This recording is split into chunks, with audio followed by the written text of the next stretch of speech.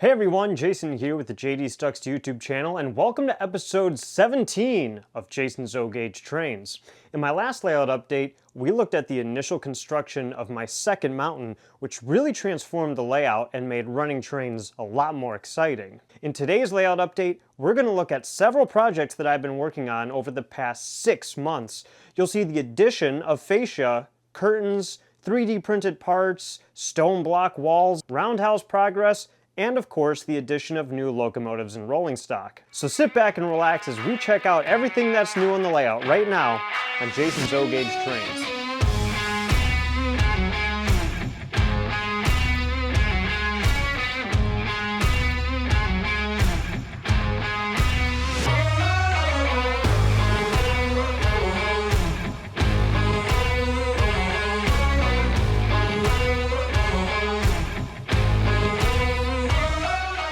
Before we dive into the progress, I would kindly ask, if you enjoy the content I produce, please consider subscribing to the channel if you haven't already. I also ask you click the thumbs up button, as it helps this video against the YouTube algorithm and lets me know that you're enjoying the content that I work so hard to create and encourages me to continue making videos. Okay, let's dive into the first major project that's been completed recently, the layout fascia. What is layout fascia? It's simply a finished border that runs along the outside of the layout perimeter. My fascia is cut from sheets of 3/16 of an inch thick tempered hardboard from Home Depot. I cut the strips to the respective length of the layout section and secured to the layout using 8 by 1 1/4 inch trim head screws. Most sections were cut to a height of 4 inches, but I did transition to 2 inches over my shelves and 11.5 inches to cover the gap between the middle and upper level. Now, most people paint their fascia once it's installed, and I'm considering painting mine in a flat black, but for now, just having the plain hardboard finished already cleans up the edge of the layout quite nicely. In addition to the fascia, I went ahead and installed black curtains around the rest of the layout. This was done by simply buying a cheap roll of black fabric from Michaels and cutting to the desired size using fabric scissors. This is a very inexpensive way to add a very professional look to your layout. Now let's move on to some progress that's been made on the layout itself. Starting over here on the left side of the layout where our 3 mainline tracks pass under the upper level, I swapped the bridge girder that was previously in place with this larger, more robust girder made by trainlayouts.com, and I painted it in flat black. I also began adding the stone retaining walls, which were made by Scenic, and I added this little section of crumpled construction paper to create the base of where the terrain will slope down and connect the scenery of the 2 levels. I will continue the stonework toward the back of the layout until everything is closed off and you can no longer see where the trains disappear to on the middle level. And moving to the right side of the layout, we have this 3D printed bridge pier. My buddy Dave Lambert designed and printed this pier for me to use with my Atlas Pratt Truss bridges. All I did was paint it with a flat khaki colored spray paint. The piers on each end of the bridges were 3D printed by Dave as well, and I think they look awesome. As if that wasn't enough, Dave's father, Don Lambert, laser cut me this custom signal equipment shed and painted Norfolk Southern on the side. I can't thank Don enough. It's custom pieces like this that really add a special touch to a layout. Finally, let's head to the peninsula and roundhouse area to see the little bits of layout progress made here. For one, I've added these 3 whisker tracks, which have yet to be installed or wired up, but it does provide great additional storage for large locomotives, such as my Union Pacific Big Boy. I also added this MTH water column, so now steam locomotives can make a stop to load up on coal and water before they make their way onto the main line. Last, and perhaps the most challenging project, was installing the turntable bridge arch and railing pieces. These pieces are all made from brass, so they're very delicate, hard to glue, hard to paint. You must have some serious patience when adding these detailed parts. I made such a mess with the glue that I ended up having to respray the entire turntable bridge with flat black. This project really tested my patience, but it looks great now, and I am very happy with the result. That covers all the layout progress. Now let's look at the new locomotives and rolling stock that have been added. Starting with this MTH Premier Conrail SD70 Mac equipped with Protosound 3.0. This is MTH item number 20-20450-1 and is the third Conrail SD70 Mac in my collection, which means I have collected all 3 road numbers that were offered in this run of SD70 Macs. All 3 of these engines are fairly rare, and I was lucky enough to find this one at Trains.com. Trains.com carries new and used trains in all scales from all manufacturers, and if you shop at Trains.com using the affiliate link in the description of this video, or use promo code JDstucks at checkout, not only will you be supporting this channel, but you will receive $10 off of your order of $50 or more. That's one-time promo code JDstucks for $10 off your next online order of $50 or more at Trains.com.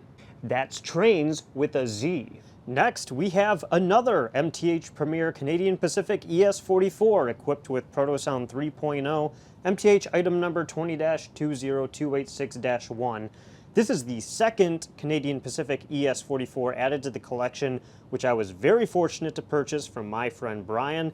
You may know him as Van Rail on YouTube. Brian knew I desperately wanted a second one of these engines and that I wanted to run them with my Canadian Pacific Hapag-Lloyd Heritage unit pulling along an intermodal train. Thanks to Brian, I have completed that train. Such a beautiful and colorful consist these locomotives make. And oh boy, here we go again, a Norfolk Southern Heritage Unit box. Didn't I say I was done buying these things?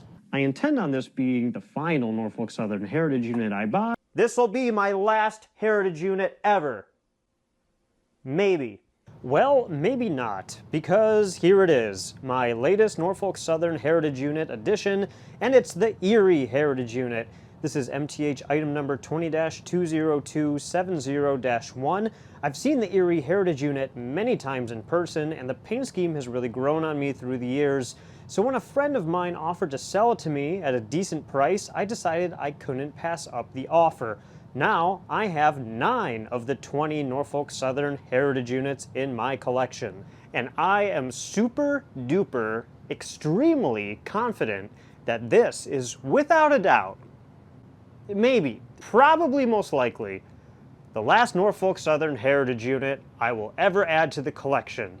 Bruh. Right? Right?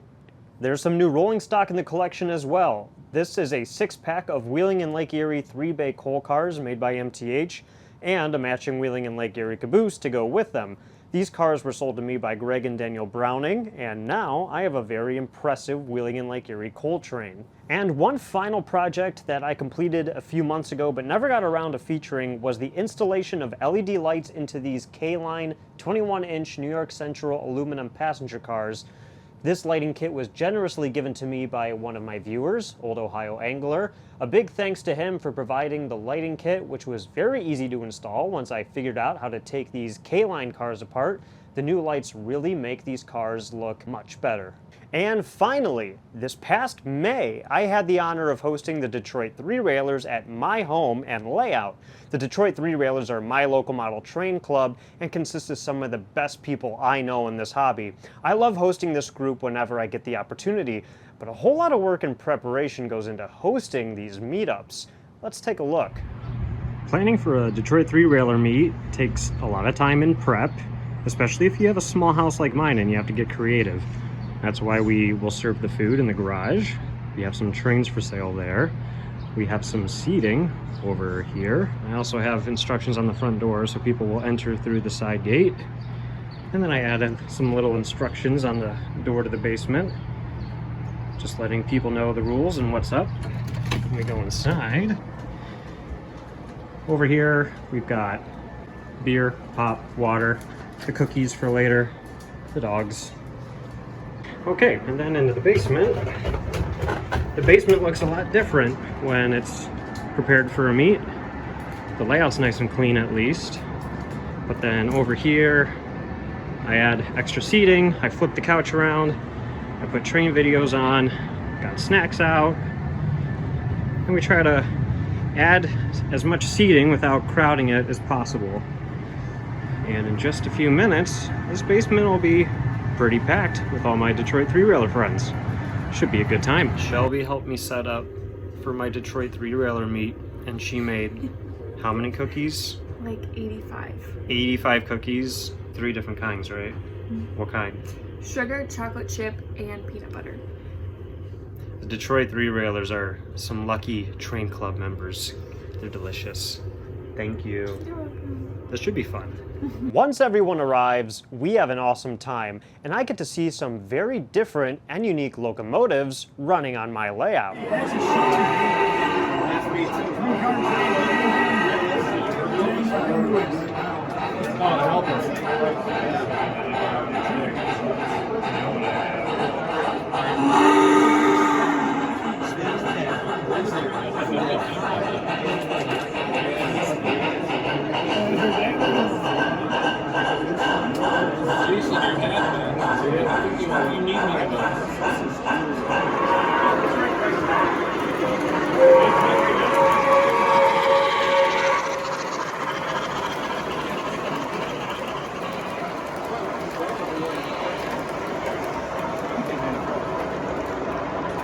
But he did make a really nice video and talk a lot about it.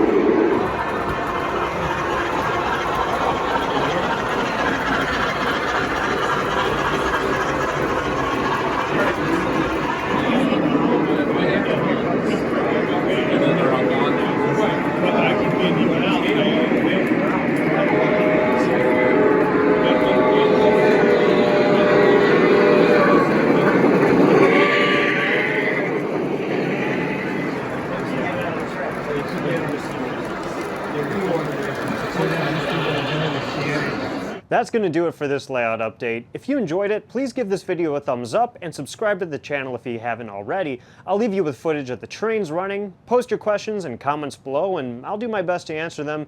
Thank you so much for watching. I'll see you next time.